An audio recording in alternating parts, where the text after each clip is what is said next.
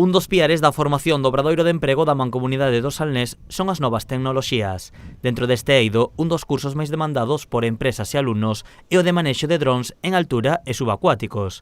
Nesta edición participaron 16 alumnos, dos cales 12 incorporaranse a empresas do sector. O importante deste curso logo é as prácticas que van a realizar a partir de xaneiro, xa nunha semana, o noso alumnado, tanto en empresas de aeroxeneradores, que xa nos pediron personal para facer prácticas ali, como tamén en empresas que se dedican a vixiar bateas en nocturno, durante a noite, contra o furtivismo.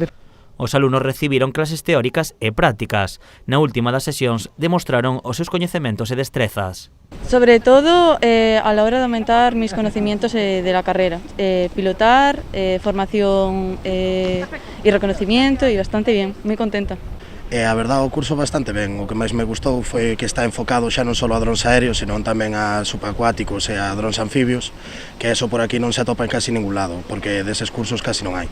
Os alumnos destacan as posibilidades laborais que lles abre a realización deste curso. Sí, a mí me é perfecto, porque eu estaba interesado na energía eólica, e isto tamén teñen prácticas enfocadas hacia inspeccións a eólicos, etc.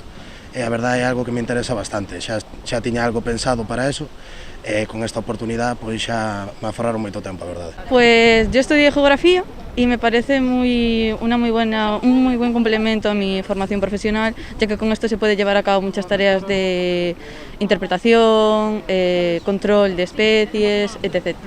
Nas clases prácticas, os participantes contaron coas explicacións de alumnos da pasada edición que se manteñen nas empresas nas que fixeron as prácticas.